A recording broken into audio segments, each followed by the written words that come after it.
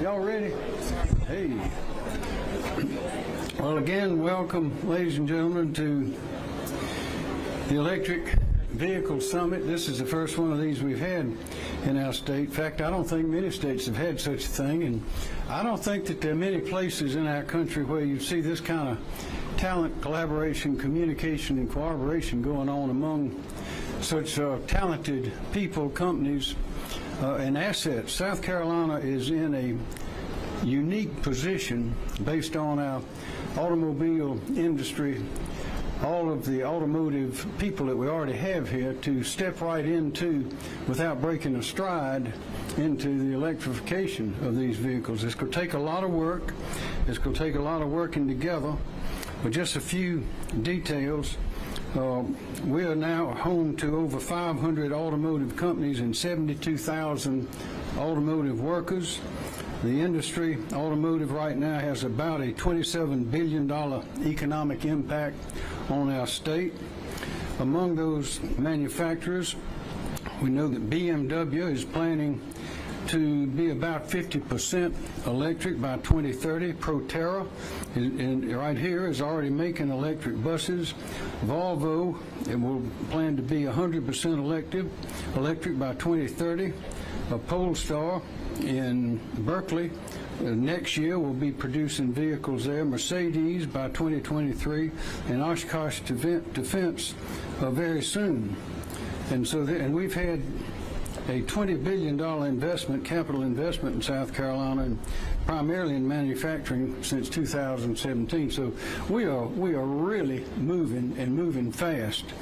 And we have all the assets, we have the talent, we have the vision, we have the discipline. But what we need to do is to have the coordination and work together to put it all together, because as they say, the sum is always greater than, the whole is greater than the sum of its parts, and that's what we're doing here. So I've issued an executive order today. It's a major step forward.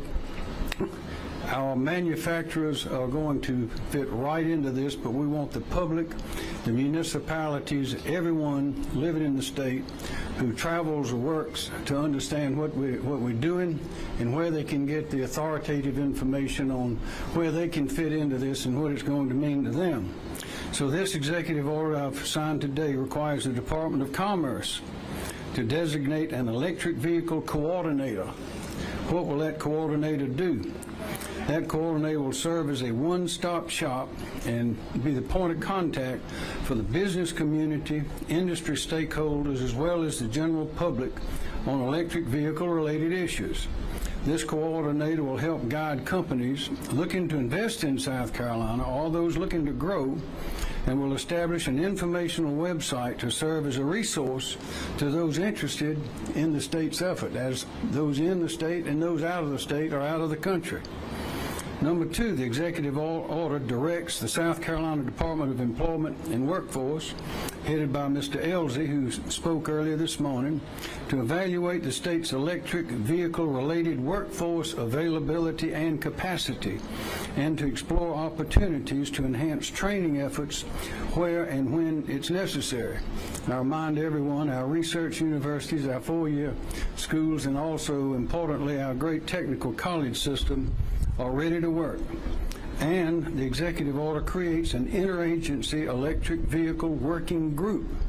That working group is made up of state agencies which will work collaboratively to develop a comprehensive plan for deploying electric vehicle related resources and infrastructure across the state. The group will work collaboratively with local governments to provide recommendations for prioritized locations to establish electrical vehicle charging equipment along our interstates. And of course, there'll also be an effort off the interstates. The Interagency Electrical Vehicle Working Group includes the South Carolina Department of Transportation, the Office of Regulatory Staff, the South Carolina Department of Commerce, South Carolina Department of Health and Environmental Control, and the State Fiscal Accountability Authority. So, in a nutshell, we have the team ready, we have the assets, and we're putting it all together to add this new area of great innovation and progress to what is going to be a new era of economic prosperity in South Carolina for all of our people. Secretary Lightsey. Thank you very much, Governor. We are truly excited at the Department of Commerce. Automobile manufacturing is the largest sector of our manufacturing base in South Carolina. So it is an industry that is incredibly important to our state today, and we want to take steps to make sure that it remains important to our state's economy for the future, for decades to come. And to do that, we look forward to working with the industry as we make this historic transformation to switch from the gasoline combustion engine to the battery electric vehicle. This is a change that hasn't occurred since the days of Henry Ford. We look forward to being part of it, and we look forward to working with the industry and businesses around the state to bring that transformation to South Carolina. Thank you. Secretary Hall. Hello, everybody. I'm Christy Hall. I'm the Secretary of Transportation for the state of South Carolina. First and foremost, I want to thank you, Governor McMaster, for your leadership and guidance on this very important issue for the state. We look forward to working with the partners outlined in your executive order to continue to refine our approach to the deployment of nearly $70 million in federal funding that's been designated and sent to the South Carolina Department of Transportation for EV infrastructure deployment. As you heard the governor mention, our initial concept is to help facilitate the implementation of charging infrastructure along our interstates, with a particular emphasis in the rural areas of our state. But of course, having that collaboration that the governor talked about at all levels of government, across that spectrum at the state level, up to the federal level, and of course with our local government partners at the city and county level is incredibly vital as we continue to refine that plan. Not only is the governmental cooperation important, but reaching across to other stakeholders in the industry, whether it's the trucking association, vehicle manufacturers, technology deployers, you heard the governor mention workforce development. All these items are incredibly important as we continue that cooperative and collaborative effort to bring a signature project to fruition here in our state via Team South Carolina. We look forward to being part of this very important effort and initiative for the Palmetto State. Now I'd like to turn it over to Sarah Hazard with South Carolina Manufacturers Alliance. As Christy said, Secretary Hall said, my name is Sarah Hazard, and I'm President and CEO of the South Carolina Manufacturers Alliance. As part of our organization, we have the South Carolina Automotive Council, which is made up of our state's OEMs from the automotive sector and all of their suppliers. In South Carolina, we are proud to have an international reputation for being a business-friendly state where industries can grow and thrive.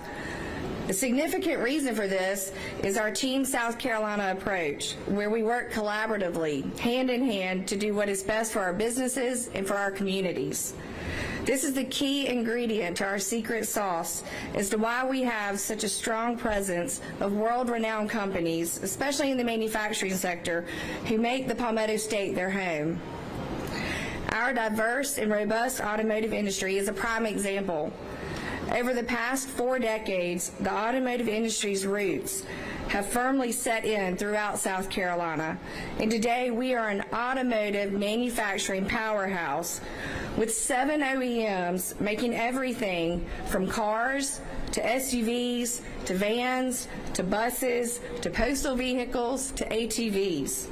And we also have hundreds of Tier 1, 2, and 3 suppliers here. This industry is not only a significant driver of our state's economy, but is also an innovator, advancing new technologies for the worldwide marketplace, and that's what's happening now in this electric vehicle space. There's no doubt that consumer interest and demand for electric vehicles is increasing. This paradigm shift is spurring innovation and advancements from the parts and systems that operate a vehicle to the technology and infrastructure needed to charge and maintain them. And South Carolina's mature automotive ecosystem uniquely positions our state. And with change, we have to be prepared. And South Carolina, just like the rest of the nation, must ready ourselves for the shift to electrification of our transportation system. This evolution touches on so many fronts, from economic development opportunities and recruiting EV-related companies to our state, to the impact on our existing automotive supply chain, to what this means for our transportation infrastructure and where charging stations should be located, to the impact on our electric grid, to the highly skilled workforce that will be needed. This is why today's announcement by Governor McMaster is so important. We applaud the governor's foresight and leadership in bringing Team South Carolina together to deploy an EV strategy for our state that helps prepare us for the future. Governor, thank you for your support of our industry and for all you do for our state. Thank you. Excellent. Thank you. All right. Does anyone have a question? Senior Correspondent Chip McKinney. Secretary Hall mentioned the $70 billion in federal funding. Do we expect to ask the General Assembly or recommend the General Assembly a sizable investment in the state assembly? Yes. Yeah, so the $70 million is coming via the recently passed Federal Reauthorization Act. It's part of a bigger package that came to the state to fund infrastructure. There's other grant programs that are also being authorized at the federal level to complement not only the EV infrastructure piece that we're working on, but public facilities, some other grant opportunities, especially on the transit side, which is obviously important to a state like ours, especially with Proterra being in the state and a lot of our public transit entities moving over to electric. So there's other opportunities at the federal level. Some of the state funding that's directed towards the state DOT and other partners, that's not the gas tax, but other components of the funding, we'll look to leverage a little bit of that to make the match as required, as well as looking for opportunities from our local partners for matching funds. So this, I believe, is, as the governor has mentioned and others have mentioned, this is the start of something very big for our entire state. More questions? Business in South Carolina. Can you kind of talk about how this testing is going to affect the state's economy and bring more jobs? It'll bring careers, great careers. It'll exercise our training and education facilities. We expect them to grow and get stronger. We already have the best technical college system in the world, and we're providing scholarships there, $49 million this year for high-demand jobs, and this fits right into that. But our automotive industry has grown, as I mentioned, from virtually zero in 1993 when BMW came in to thousands of businesses and, of course, workers. And this will be another move. All of those assets, all those facilities they won't go away. They'll keep working and growing as we adapt, modify, and move forward. So this is, but we're in a position, we think, our team thinks, with all the assets we have and those that are interested in coming here to add to what we've already built on in the last years, it puts us in a great position to have enormous economic expansion. Governor, you said that this e-summit is one of the first of its kind in any state. Talk to me about the importance of being the first to something like this. Well, I don't know if we are the first, but it's the first that I've heard of that's like at all, or that's like this. And we just had the Southern States Energy Board met in Charleston just a few weeks ago, and we're going to meet. I happen to be the chairman now of that, and we'll be meeting here next year, and that fits right hand in glove because we're talking about electricity, and we want to have plenty of it. But we are really growing, and the future is very, very bright because there are all kind of careers and jobs that come from this. And as one company will come in to build something or to package something or to whatever they do, there are others that support that. So we look that this will enhance the education and training of our people. It'll provide not just jobs but careers, because it changes and each builds on the other and layer upon layer. anymore. Anyone.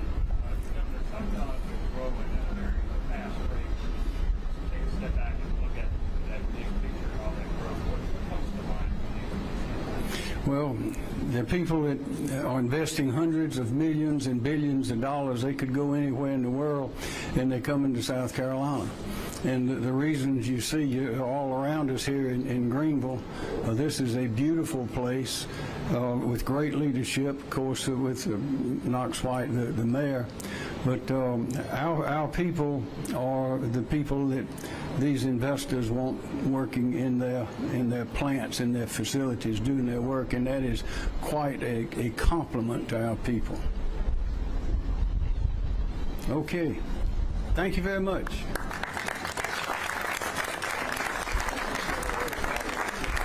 We'll move everybody off, and the governor's going to take off-topic questions.